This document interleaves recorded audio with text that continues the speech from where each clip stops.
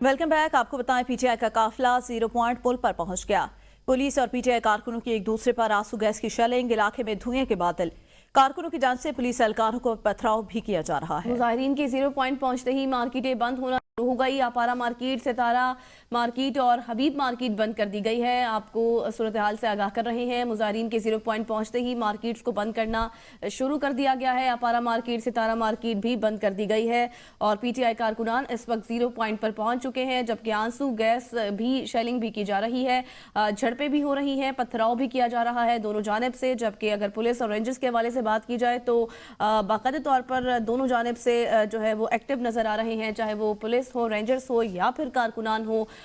तैयारियां मुकम्मल की गई हैं दोनों जानिब से। पीटीआई का काफिला 0 पॉइंट पुल पर पहुंच चुका है और मनाजिर भी देखे जा सकते हैं। ताज़ा तरीन सूरत हाल से आगाह करेंगी नुमाइंदा एबीएन न्यूज़ जाहिदा राव हमारे साथ मौजूद है। जाहिदा, बताइएगा क्या मनाजिर देख रही हैं आप? जी बिल्कुल, 0 पॉइंट पर जो पाकिस्तान तहरीक इंसाफ के कारकुनान पेशकदमी करते हुए पहुंच चुके हैं। आगे डी चौक को जाने वाले तमाम रास्ते बंद हैं, कंटेनर लगाकर सील किया गया है, सिक्योरिटी की बारी में अपनी तैनात है।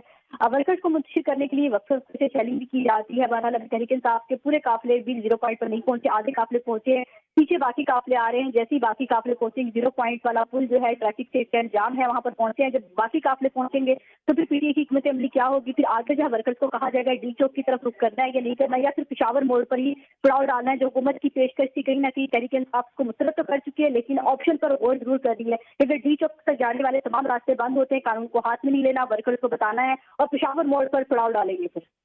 सही, बहुत शुक्रिया जाहिदा राव, आप हमारे साथ मौजूद थी और ताज़ा तरीन सूरत हाल से आगाह कर रही थी। जो डी चौक पहुंचेगा वो गिरफ्तार होगा। वजीर दाखिला का 2 टोक ऐलान। कहते हैं डी चौक पर किसी सियासी जमात को एहतजाज की इजाजत नहीं मिली, अगर कर्फ्यू लगाना पड़ा तो इस इकदाम की तरफ भी जाएंगे। इनको आगाह कर रहे हैं कि रेड लाइन क्रॉस ना करें, जब आप फायरिंग करेंगे तो इसका जवाब फायरिंग से मिलेगा। इस वक्त इस्लामाबाद में गैर मुल्की मेहमान आए हुए हैं। उन्होंने कहा कि पीटीआई को संगजानी में धरना देने की पेशकश की थी। इत्तलात है कि पीटीआई को जेल से भी मंजूरी मिल गई है। तहरीक इंसाफ की जानिब से अभी कोई जवाब नहीं आया।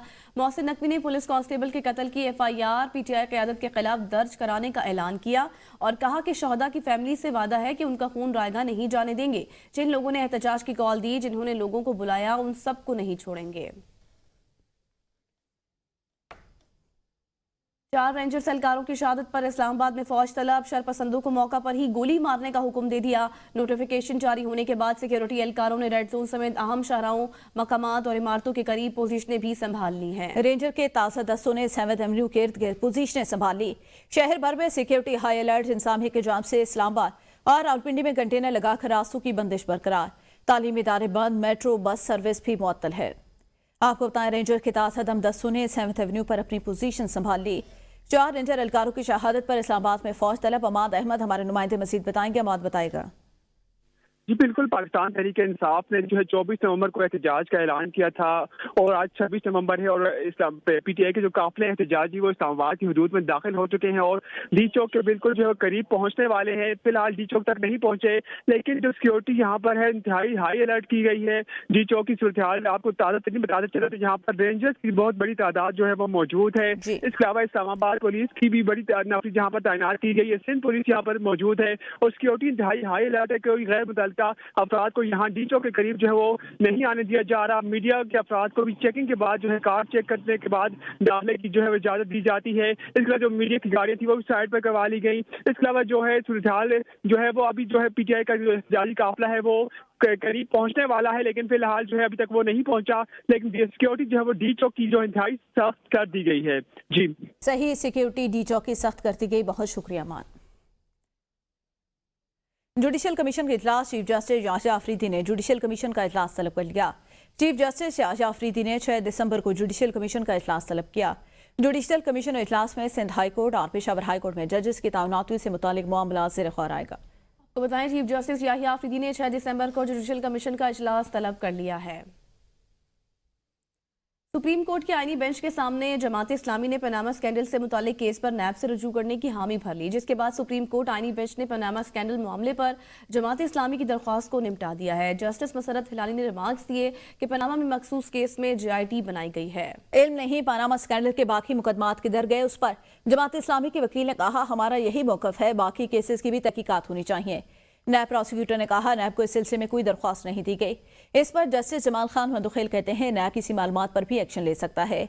जमात इस्लामी ही दरख्वास्त नैब के लिए इन्फॉर्मेशन है। जस्टिस मुसरत हिलाली ने कहा नैब का इख्तियार तरमीम के बाद कम हो गया। नैब नई तरमीम के मुताबिक ही मामले को देख सकता है। जमात इस्लामी के वकील ने इस्तदा की नैब पानामा मामले को देखे। जस्टिस अमीनुद्दीन खान ने कहा कि इस केस में क्या हुआ अदालत का कंसर्न नहीं। जस्टिस जमाल मंदुखेल ने इस्तफसार किया क्या जीआईटी पनामा स्कैंडल किस कानून के तहत बनाई गई, क्या नैब कानून में जीआईटी की गुंजाइश है। जमात इस्लामी के वकील ने कहा पानामा स्कैंडल में जीआईटी सुप्रीम कोर्ट ने बनाई थी। जस्टिस जमाल खान मंदुखेल ने कहा अगर दरख्वास्त गुजार की नैब से दादरसी ना हो तो सुप्रीम कोर्ट की बजाय हाई कोर्ट जाएगा। आईनी बेंच में जमात इस्लामी ने पनामा स्कैंडल मामले पर नैब से रजू करने की हामी भर ली है। अहम मामला है। सुप्रीम कोर्ट आईनी बेंच ने पनामा स्कैंडल मामले पर जमात इस्लामी की दरख्वास्त को निपटा दिया है। वज़ीर-ए-आज़म शहबाज शरीफ और बेलारूस के सदर अलेक्जेंडर लुकाशेंको की मुलाकात जारी है। वज़ीर-ए-आज़म शहबाज शरीफ ने वज़ीर-ए-आज़म हाउस आमद पर सदर लुकाशेंको को खुशामदीद कहा। बेलारूस के सदर ने पुरतपाक इस्तकबाल किया और मेज़बानी पर वज़ीर-ए-आज़म का शुक्रिया भी अदा किया है। शहबाज शरीफ ने कहा पाकिस्तान बेलारूस के साथ अपने ताल्लुकात को कदर की निगाह से देखता है। आपका ये दौरा दोनों ममालिक के दरमियान ताउन और शराकतदारी की नई राहें खोलने में इंतहाई मददगार। मुलाकात में सियासी ताल्लुकात, तिजारत और सरमाकारी, दिफाई ताउन और इलाकाई मसाइल समेत मुख्तलिफ मौज़ूआत पर तबादला ख्याल किया गया। दोनों रहनुमाओं ने गुज़िश्ता दहाई के दौरान पाकिस्तान और बेलारूस के ताल्लुकात की तमाम पहलुओं में मुस्बत पेशरफ्त पर इत्मीनान का इज़हार किया। दोनों रहनुमाओं ने बाहमी फ़ायदेमंद ताउन और इक़्तिसादी तिजारती ताल्लुकात को मज़ीद मजबूत बनाने के अज़्म का इआदा किया। दोनों रहनुमाओं ने आलमी और इलाकाई पेशरफ्त पर भी तबादला ख्याल किया। पीटीआई के मुमकिन एहतजाज की कॉल पर बात करें तो रास्तों की बंदिश के बाद बत्ती चौक में शहरी ख्वार हो गए। खुले रास्तों के सुनकर सफर पर निकलने वाले शहरी पुलिस को कोसने लगे। इसी हवाले से मजीद जानते हैं बत्ती चौक में मौजूद हमारे नुमाइंदे नादिर चौधरी से। नादिर, क्या देख रहे हैं आप? पीटीआई की जानिब से 24 नवंबर को जो बत्ती चौक में एहतजाज की कॉल दी गई थी उसके बाद बत्ती चौक को जो है वो बंद कर दिया गया था, लेकिन 25 नवंबर को जो है वो बत्ती चौक खोल दिया गया। बल्कि बत्ती चौक की जानिब आने वाले तमाम रास्ते जो है वो खोल दिए गए थे।